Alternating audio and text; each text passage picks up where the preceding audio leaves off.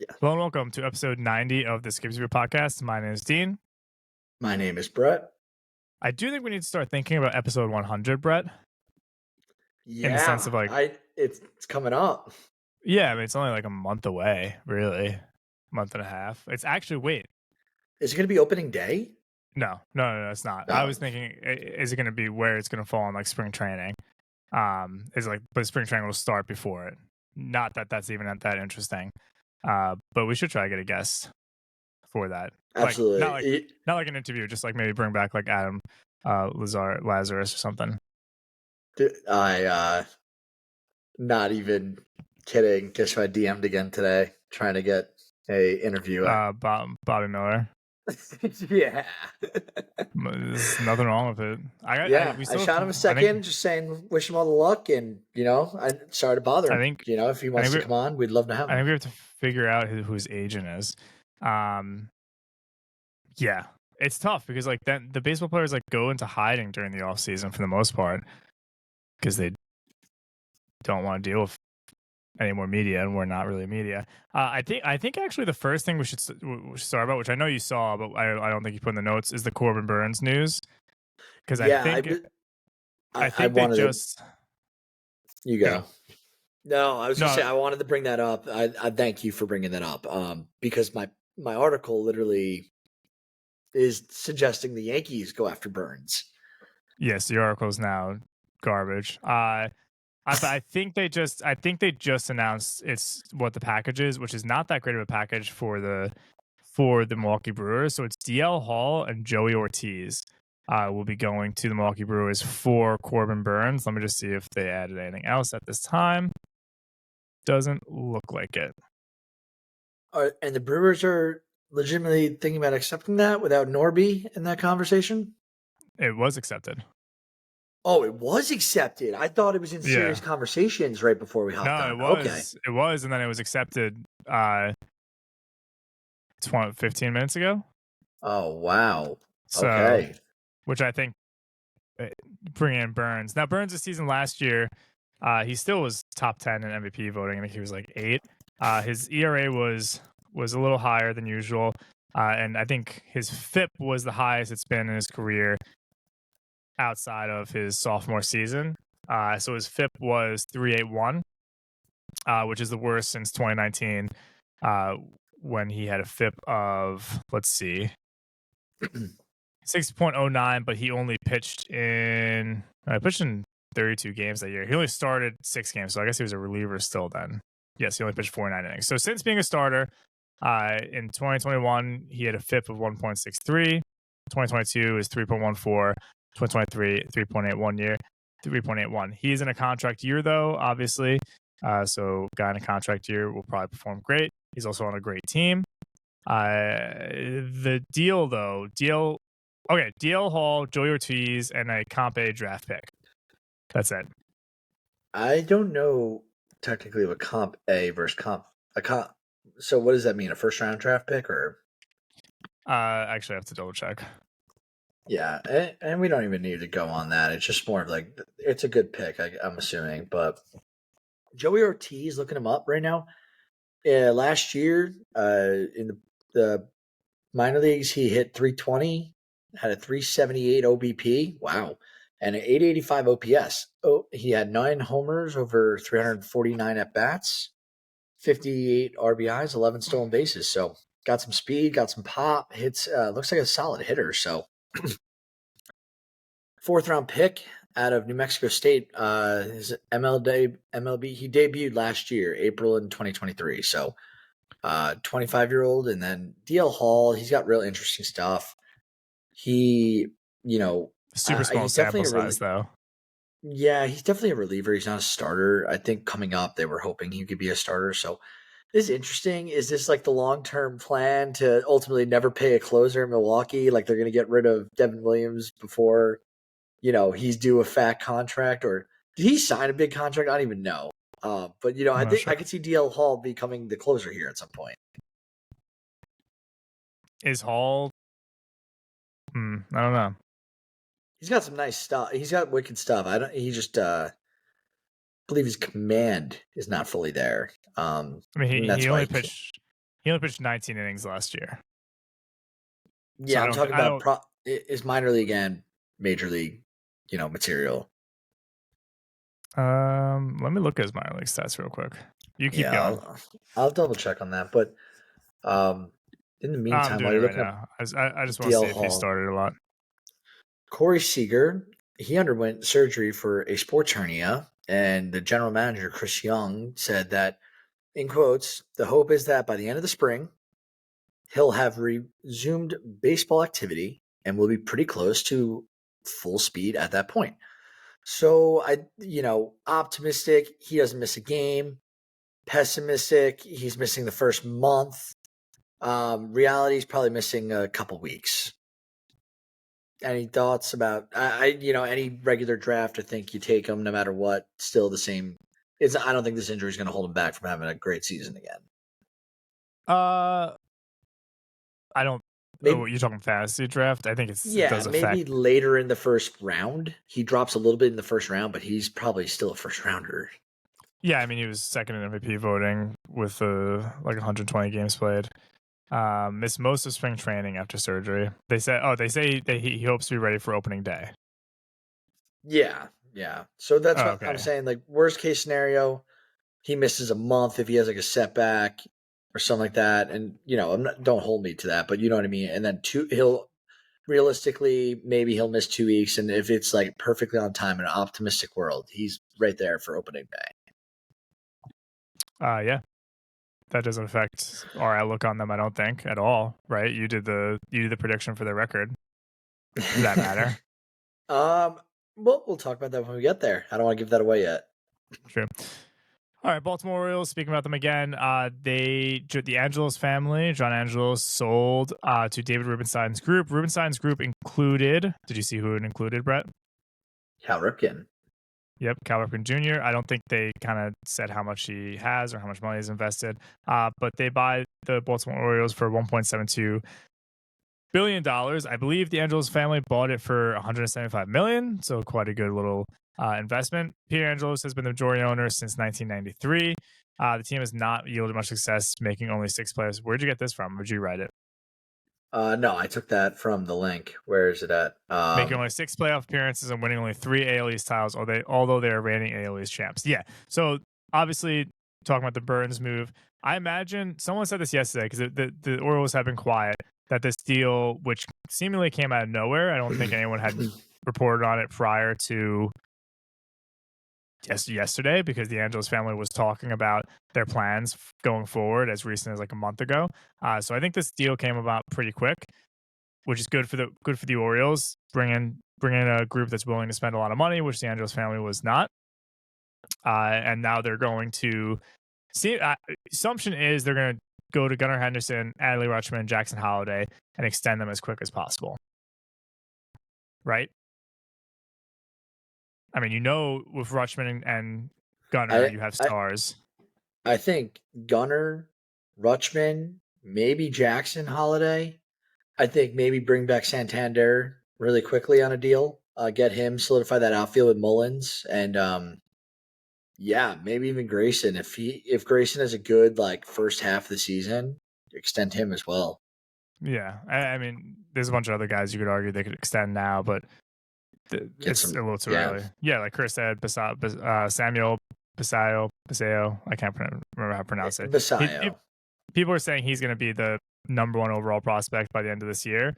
I don't think that's going to happen, but it'll be pretty cool because I have his autograph. He's been ascending. Keep that autograph. He's been ascending. I know, he was out of boom. Remember the card store where the guy pulled that Skeens?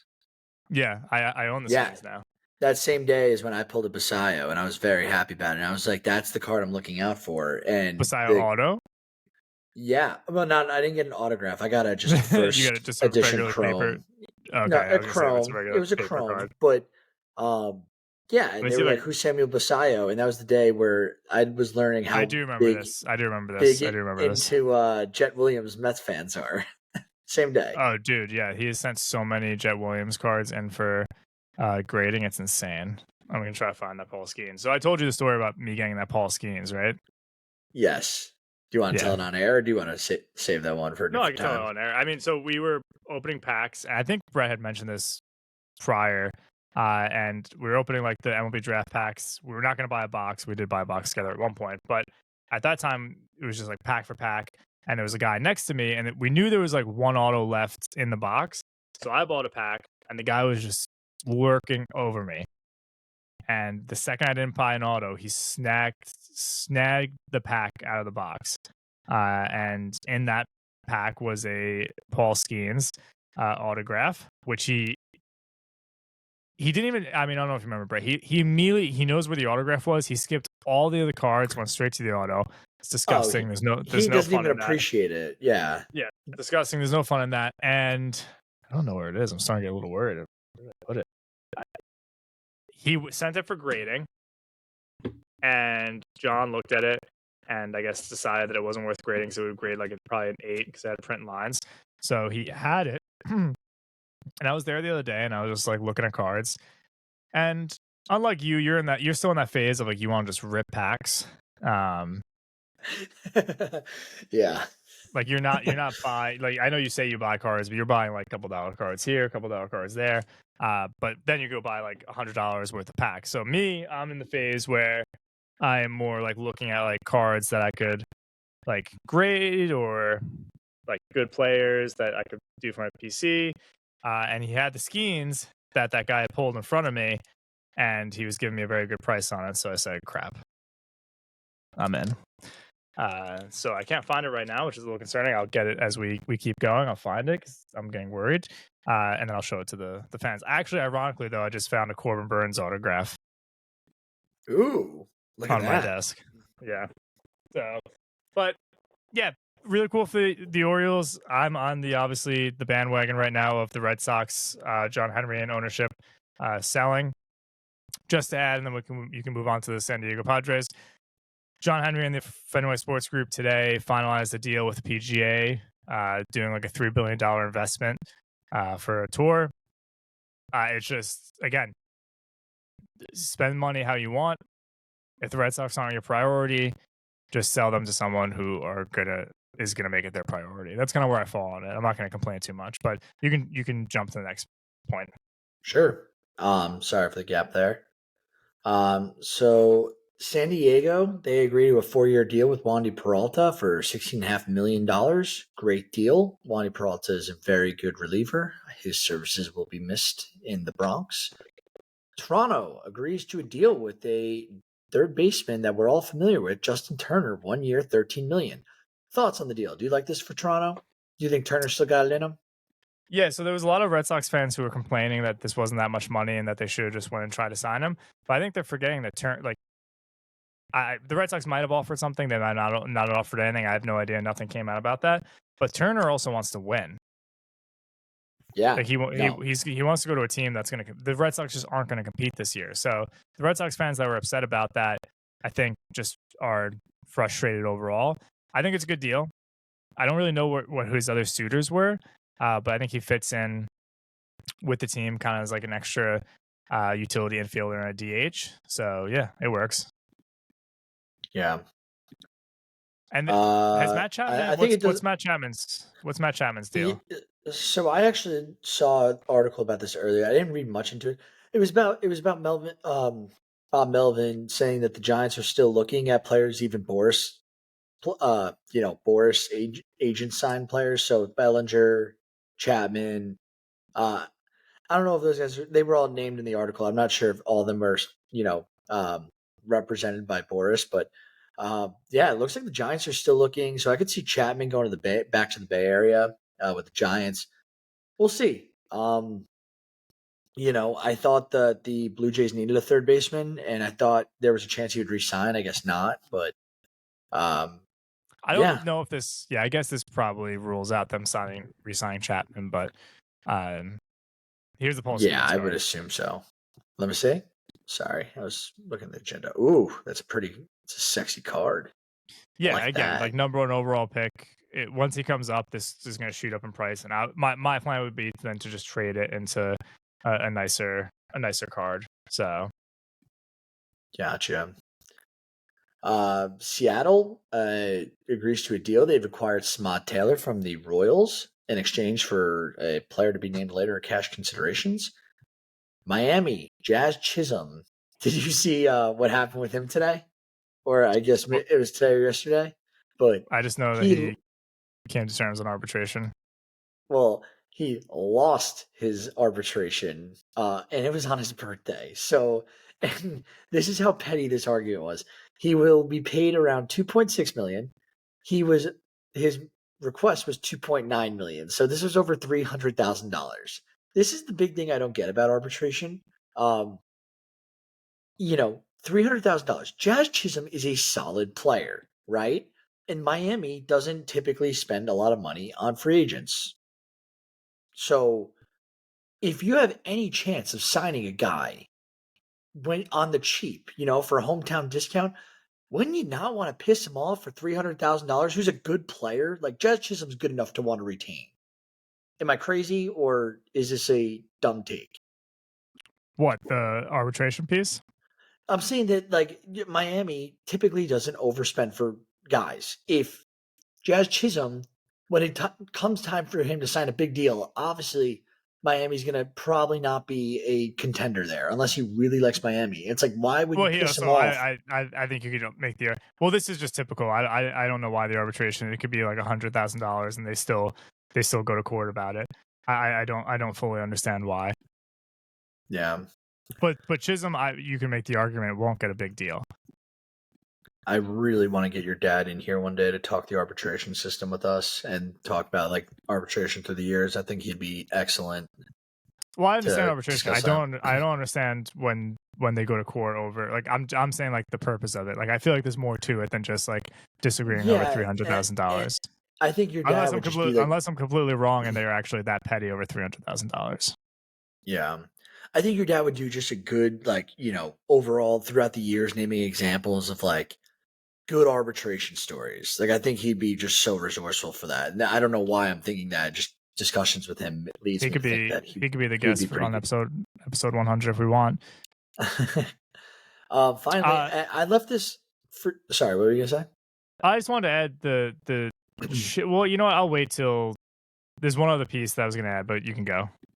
I was just gonna say the last piece of the news. So I don't know this guy, Jimmy Williams, former Red Sox manager, but he looks like he managed a few teams, but was most solid with the Red Sox. Passed away at age 80. Were you familiar with Jimmy Williams at all in his work with Boston? I knew he was the Red Sox manager. I think he won. I guess I don't know. It was 99 and 2000. I believe he won Manager of the Year, and I know this because of the book that I read earlier this summer, which I don't know where it is, but it was talking about the Red Sox 2004 World Series. But the first few chapters were the lead up to that, so that's the only reason. Otherwise, I don't remember Jimmy Williams. Yeah, no. I just I won't pay our respects. He's a baseball legend, according to the article I read. He's a lifer in baseball.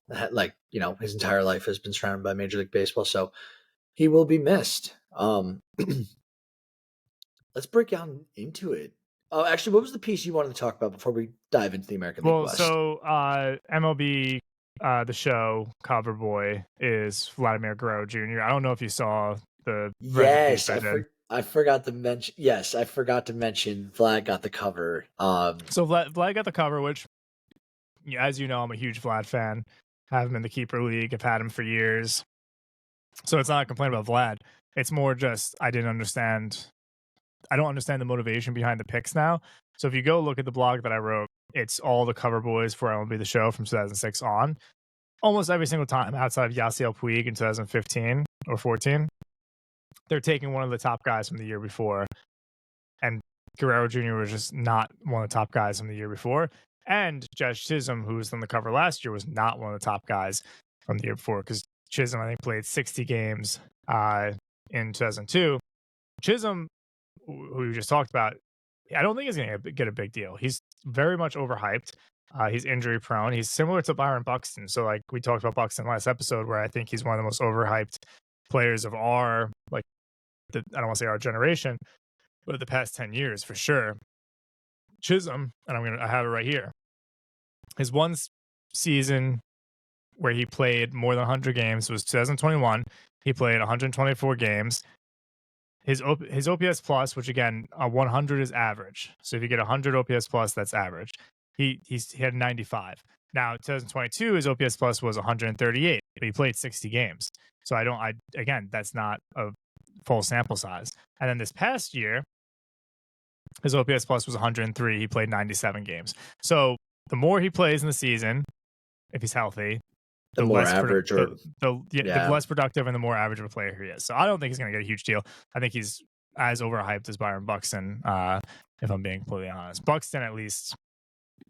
No, I don't know. Buxton sucks, so they both kind of stink. But we'll move on. I just wanted to bring that up. So Vlad Guerrero Jr. is the cover boy for. I get it. Just you could have done Ronald Acuna. Like that makes. I don't get that. I don't understand their reasoning for it. And someone went after me and said that one person just DM me and called me a racist because the Dominican Republic aspect of it, which I didn't understand. And another person was going after me saying Canada. But if you go and look back, the MLB The Show releases up until I think 2019 a Canadian version of the game with a Canadian cover boy, and every single year it's the Toronto Blue Jays. So Canadian MLB The Show players have 10 games now, if not more, that have a Canadian Toronto Blue Jay player on the cover.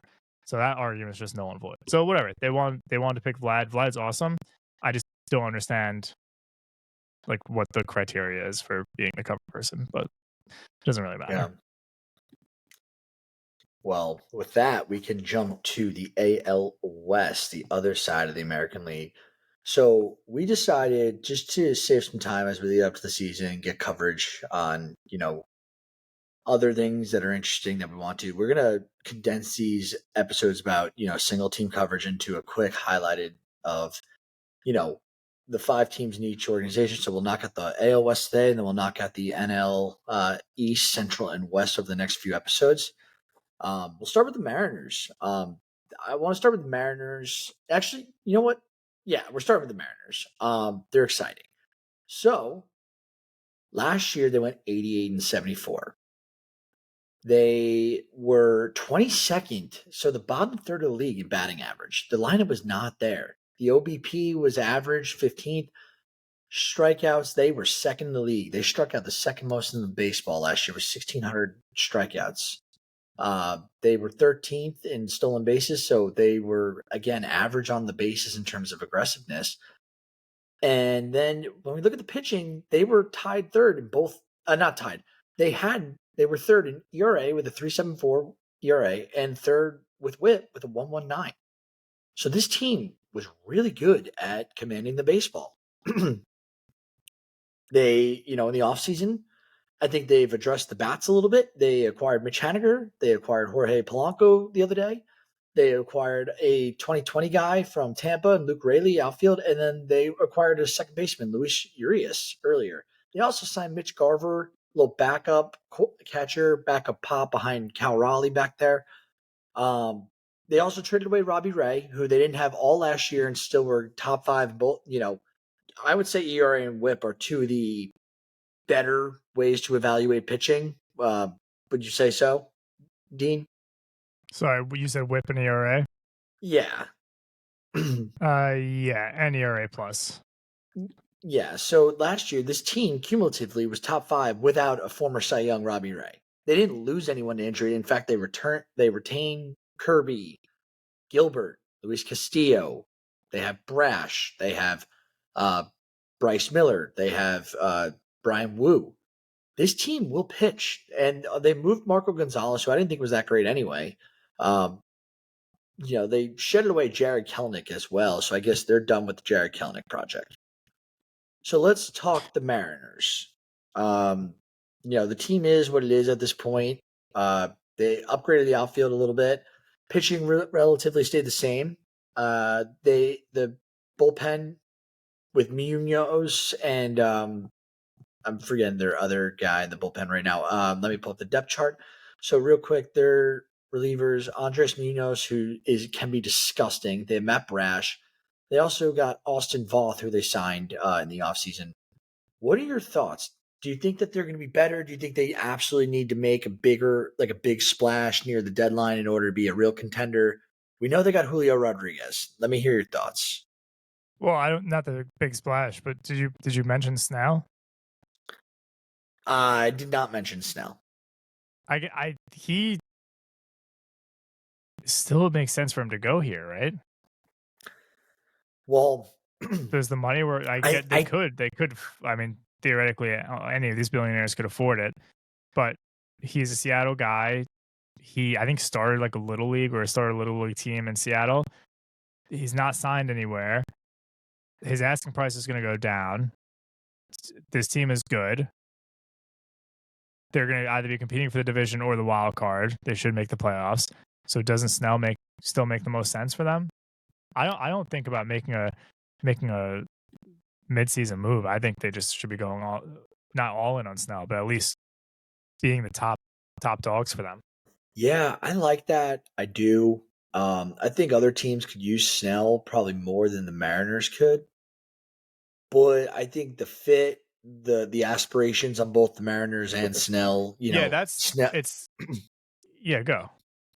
I was gonna say Snell's never won hardware in terms of World Series. He's been with Tampa and then he's with San Diego. He's trying to contend. He's won 2 Cy Youngs in both different leagues with 2 different teams. Like he's won individual awards. He's gonna get paid. Like he's gonna make life changing money no matter where he signs, even if he takes less money. It's life changing. So you got to think it's a fit. And based off, he is from the state of Washington. I was unaware about the Seattle Little League thing. That's even closer to obviously where the Mariners play in Washington. Yeah, I think Snell to this team, I wouldn't be surprised if another contender who needs pitching comes out here and tries to get him. But right now, yeah, I think Mariners make the most sense. Do you want to know who FanSided? No, FanSided could be anyone, so I have to see exactly who this is. Yeah, FanSided it's hit or miss on some things, but they produce a lot of solid, interesting content. I want to show you. FanSided reached out to us once, I think. Ooh, talk about that after. No, you know what? I don't think it was FanSided. Now that I'm on the website, can you see this? Yeah. Yeah. Dylan Cease. This is. I guess it's USA Today is predicting these, but Dylan Cease going to the Mariners, which I don't really know who they'd have to give up for that. Grading fit 4.5 out of 10. Okay, this article sucks. Never mind. Blake Snell, San Francisco Giants, grading fit 5 out of 10. Okay, I'm just leaving this. This is not what I thought it was. The article, the reason I clicked on it was they actually said 2 USA Today insiders are saying Blake Snell is going to go to the Los Angeles Angels, which is something that we've heard about and spoken about.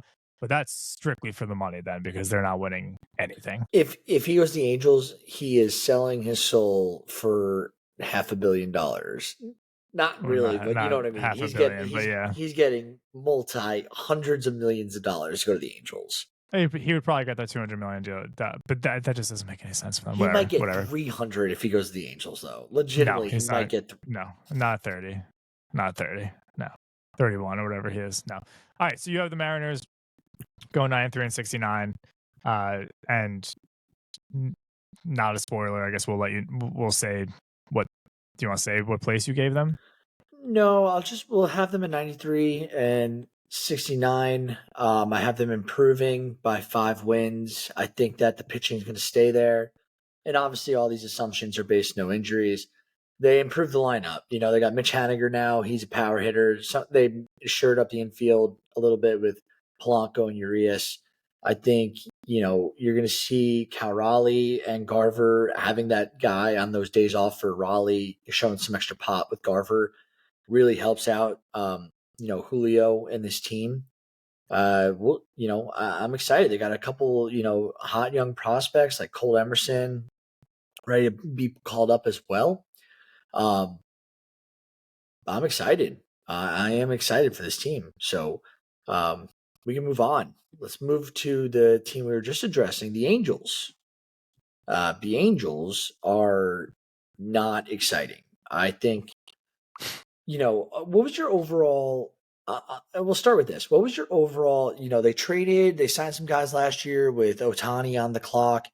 They went and tried to get Giolito and make it work. They ended up cutting all these guys anyway. No, They give their top prospect away. They shouldn't have traded Otani. That would have been a do move. But I don't see why they You're saying they desperately should made. have traded Otani.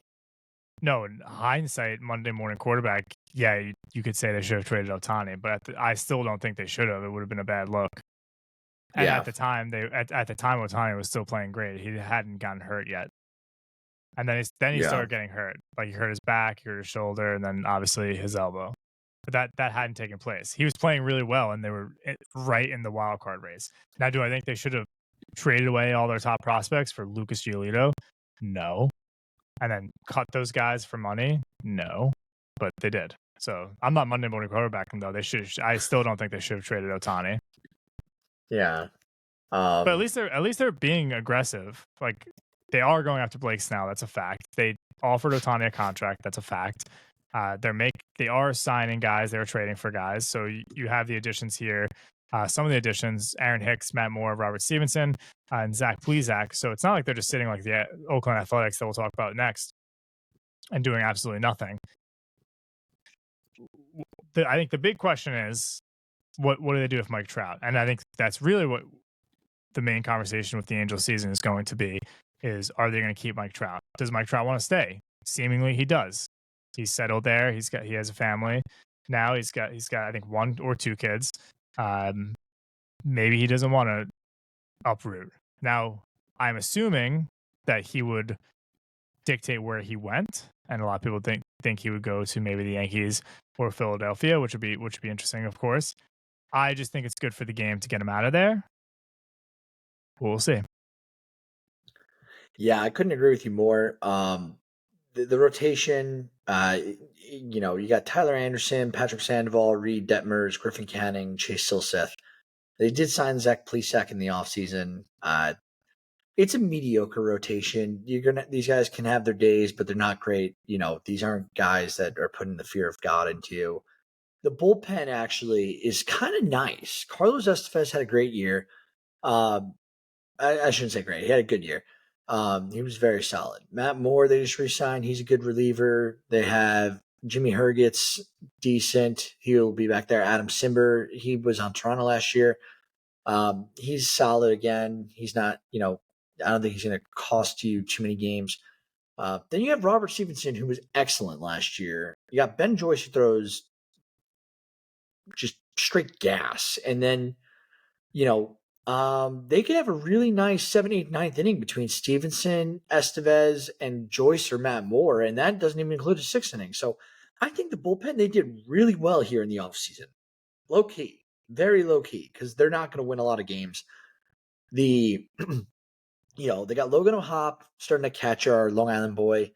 Nolan Shanuel, he's going to, hit really well, but all he's going to do is single. Second base is Drury again. Rendon doesn't want to play baseball anymore. Rengifo, or Zach Neto is your shortstop. He looks talented, but he's young, and we'll see what he comes up to be. Taylor Ward's been injury prone, good, bad. Ricky Moniak, he's young. We'll see what he becomes. And then you got Mike Trout. So you're absolutely right. Mike Trout's the question. I think they got to move him. I really do. I think their farm system, according to this Bleacher Report article, put out back in December, so about 2 months ago, they have the Angels as the 27th overall farm system in baseball. They need to reboot the system. Shohei's gone. He's not coming back.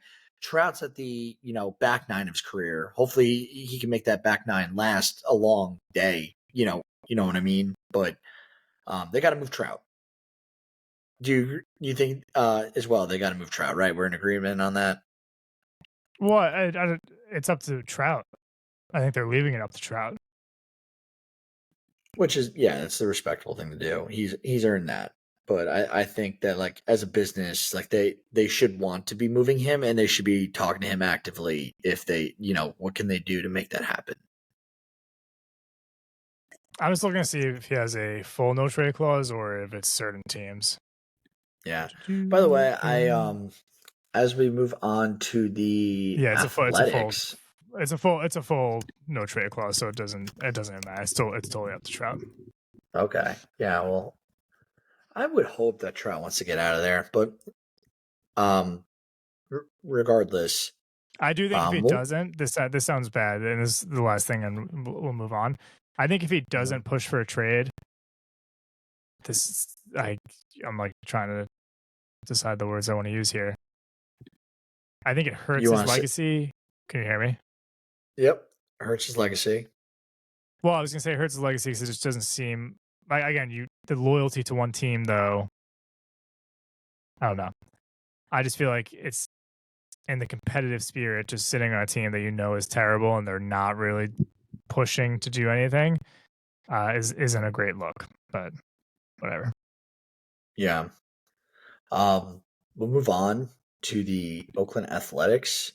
The Athletics are not good. They're a minor league team. I think my only note here isn't even about signing anyone. It's, are they even going to move? So have you kept up with any of this disaster of what's going on with their move right now?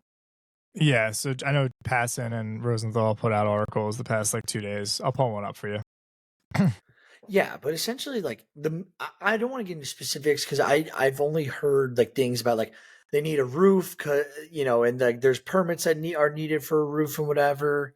They need a roof because they're playing in Nevada, in the summer. It's way too hot. They this needs, and like there's other things in terms of spacing within city where they want to play, and like it's just not going well. It was not well thought out, this move. And I see you're pulling up some now. So who's this by? Is this by Passon or is So this by? this is Passon's article. So this first section is what is holding up the decision. It's pretty simple. Passon says local TV money. The A's contract with Comcast to broadcast their games on NBC Sports Bay Area calls for the team to receive about $70 million next year, sources said. But if the A's aren't in Oakland, the regional sports network is no longer bound to pay the rights fee. The delicate balance between maximizing TV money and securing a temporary home is complicated by the strict nature of the Comcast deal. Even a move to play in AAA Park in Sacramento, about 85 miles northeast of Oakland, would not be covered under the A's current contract. So again, their lease of the Oakland Coliseum is running out. And initially, the talks were that they were going to go to Las Vegas and play at a AAA stadium there. Now, though, the issue is that they won't be getting the TV money. Yeah, and that's just one of the issues that I've heard of. It's not just like that's the biggest one, obviously $70 million. But like there are things going on with them logistically, like the stadium where they want to put it as well. Like it's just not a well thought out move. Like, you know, um, So the Athletics are a disaster. They went 50 and 112 last year. I have them doing one game better, and that is literally because I think Zach Galoff is going to get them a win somewhere. I Outside of that, they returned the lineup. They got Brent Rooker coming back. They got Soderstrom somewhere in there. Estuary Ruiz. They're starting pitchings. Paul Blackburn, J.P. Sears, Mason Miller. He's probably going to go to the bullpen at some point due to his health. Luis Medina, Ken Waldachuk. The bullpen's even worse. I'm not even going to name names. And then, they got Shea Langeliers. I forgot about him. Ryan Noda will be back. Seth Brown. It's just not a good team. They got JJ Bleday, who was a notable prospect from a few years ago. What do you do if you're like? Do you just sell the Nothing. team and let someone pick it up from scratch? No, they just wait till they go to Oakland. Sorry, they just wait till they go to Las Vegas, Do you think they're and actually going to make this? then hope that they get more TV money because it's a bigger market, and then hopefully they spend. Yeah, it's a disaster. There's no world where I don't think they sell it and stay in Oakland because they can't keep playing at the Coliseum, so that would have to be torn down. And Oakland's just not a great market. I think the Passon article says it. It's like it's 40th compared to 10th for Las Vegas. So they're gonna the owner's a cheap bastard anyway, so they're just gonna go where the money is. Yeah. Well, sorry for Oakland fans. I should say athletic fans. We're going to move on to the Astros, who I don't feel that sorry for because their team's actually really, really good. So, Astros last year went 90 and 72. They were fifth in batting average, fifth in OBP, 28th in strikeouts, meaning they struck out the 28th least amount of times. They're a very disciplined team. They were middle of the pack in stolen bases. So and then when it came to their pitching, they were eighth in top 10 in ERA, and middle of the pack when it came to WHIP. The big additions here, they re-signed Brian Abreu, and they signed, of course, probably the most elite closer in baseball. Is that hard to say, that title for Josh Hader? Do you think he's the best reliever in baseball, or do you think it's still Batista? Batista's hurt, so no. And Hader's been great for Years. Well, he's been better for years, yeah. So they shored up the bullpen. I don't think the lineup had any issues. Obviously, the big guns are all back between Tucker, Jose Altuve, Yordan Alvarez. They got Bregman back. They got Jeremy Pena is going to start short. McCormick on the outfield. They'll probably call up one of their top prospects, either Jacob Melton or somebody. I'm trying to think. I don't know if Liperfido will be up this year, but somebody will be up. My assumption, and they're going to be really good again because they got Framber back, they got Verlander, Christian Javier can't be any worse. Lance McCullers is back. I think he's back from injury, and then is he? I'm going to check the 40 man non-roster. Hold on, I'm looking at non-roster.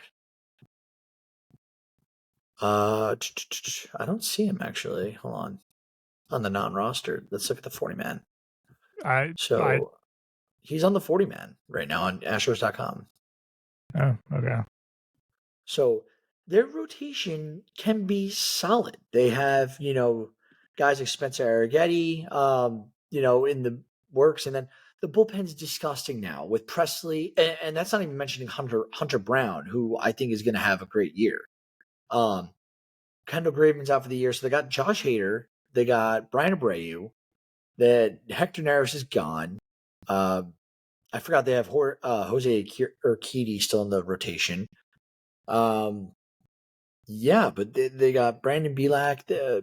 This is going to be a good ball team again. They're going to be annoying for a little bit, the Astros, because their core is still kind of there. What do you think the Astros need to do in order to mainly contend here? Do you think they need to get another starter here? I don't think they need to do anything. Yeah, I think they're in the driver's seat. I think they could stay put too. They shored up their bullpen. Bregman's on a contract year, so you have to imagine he's going to be all in even more than any other year.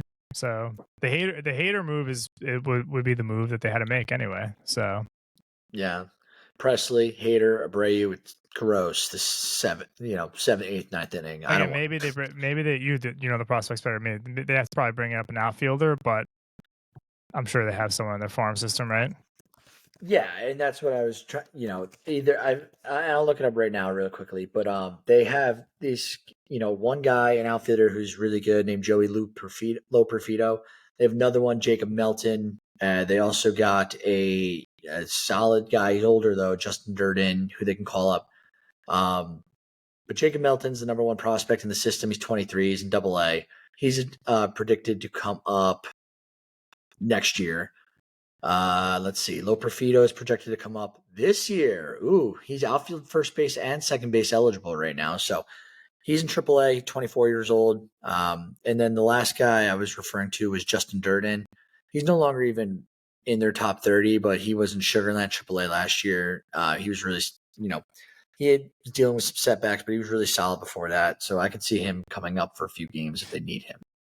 Yeah, so maybe just like another outfielder, but yeah, Kyle Tucker is a top 10 player statistically, although he's slept upon very much. He's like a top 10 player in the league. So, oh yeah, for sure. And Yordan Alvarez is negative on defense, but he's amazing on offense. I was gonna say Yordan Alvarez. He just cranks balls into the bleachers. He's like the modern David Ortiz. Is this last Rangers? Yeah, this is the last team, the reigning World Series champions. So let's knock this out. They just won the World Series. Not a whole lot to do here. They missed out on Hader, but what did they do? They went and signed Kirby Yates, proven closer. They went and signed David Robertson, proven closer. They re-signed their swingman Travis Jankowski. I did notice. Do you remember the name Diego Castillo? He was a solid reliever for the Mariners a couple of years ago. They signed Mhm. him too. So they, they went after veteran bullpen guys. The lineup's all still there between Simeon, Seager. We mentioned at the beginning of the show should be there for opening day. They got Josh Young. They got Evan Carter. They got Leody Taveras. They got Adolis Garcia. They got Ezekiel Nathaniel Lowe. Duran, Ezekiel Duran. They're loaded. I don't think they really need to do much. Maybe get Wyatt Langford. and Wyatt Langford's going to get the call probably this year. Yeah, So it's gonna be keeping it together until Scherzer and DeGrom come back in the middle of the summer. that is so crazy to me that they DeGrom more likely. I think Scherzer is gonna be up in the air. His body is just falling apart. To think this team they won a World Series without DeGrom last year, and hopefully DeGrom's healthy. I would just love to see DeGrom healthy again. They won it without Scherzer also. I was going to say him too, but he pitched a little bit. DeGrom was virtually not there for the Rangers this year. He wasn't there. Yeah. Well, that is, the AL West. Oh, so we'll cover the records. So the Mariners, I did say we didn't say any of the other records of what I predicted this year. So Mariners, I have at 93 and 69. Angels, I have at 65 and 97. Actually, let's just go the bottom. Athletics are last place. They're going 51 and 111. That's who I have going last. 51 and 111 for the Athletics. The Angels I have in second to last place, going 65 and 97, almost losing 100 games as well. Third place, I have the Rangers going 89 and 73. That might seem crazy that the reigning World Series champion regresses a little bit in total wins. I still think they make the wild card. I think the AL West is going to send 3 teams. I think the AL West is going to be loaded because I think the Mariners improved for second place in the division.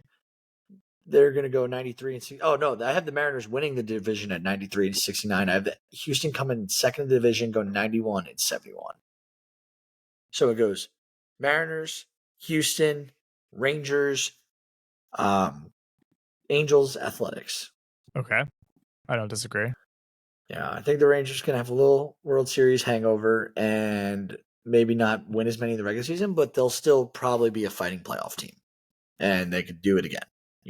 We'll see. It all depends on the health and if they keep it all together. Makes sense.